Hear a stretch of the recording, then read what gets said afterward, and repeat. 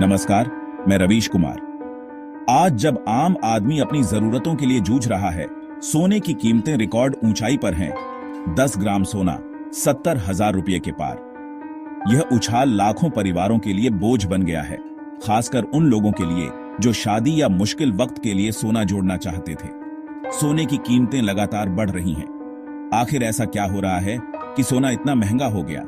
इसकी वजह घरेलू बजट से लेकर अंतर्राष्ट्रीय राजनीति तक फैली है।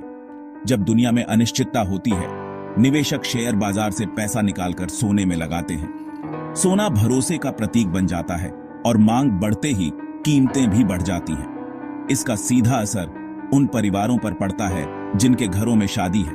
अब उन्हें गहनों के लिए ज्यादा पैसे चुकाने पड़ रहे हैं। बजट बिगड़ रहा है। सवाल है, क्या सोने की ये चमक बनी रहेगी या ये बुलबुला फूटेगा? सोने की बढ़ती कीमतें हमारी अर्थव्यवस्था की सेहत का आईना है।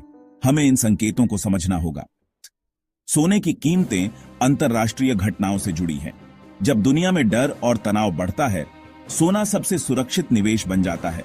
रूस यूक्रेन युद्ध और मिडिल ईस्ट की अशांति ने निवेशकों को डरा दिया है।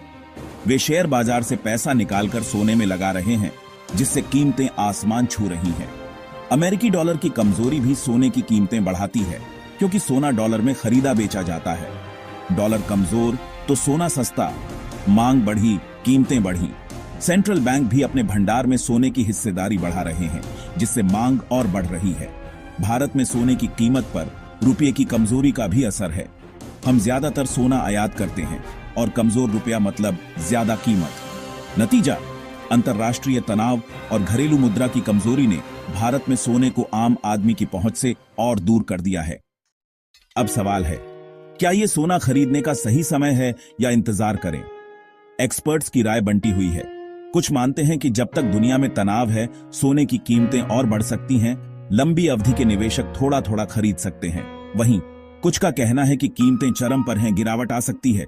छोटी अवधि के निवेशकों को इंतजार की सलाह दी जा रही है। शादी वाले घरों के लिए इंतजार मुश्किल है। ज्वेलर्स सलाह देते हैं, हल्के गहने चुनें, 18 कैरेट पर भी विचार करें या जरूरत भर खरीदें।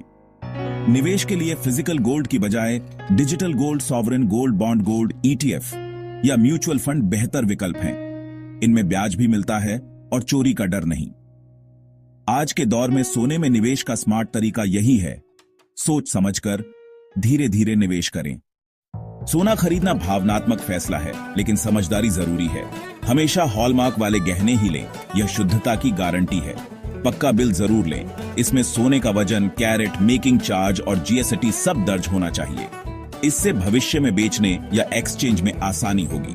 निवेश के लिए गहनों की बजाय सोने के सिक्के या बिस्किट खरीदें। इन पर मेकिंग चार्ज कम होता है, रिटर्न बेहतर मिलता है। बैंक या विश्वसनीय ज्वेलर्स से प्रमाणित सोना खरीदें। अगर निवेश करना है तो एक साथ सारा पैसा न लगाएं।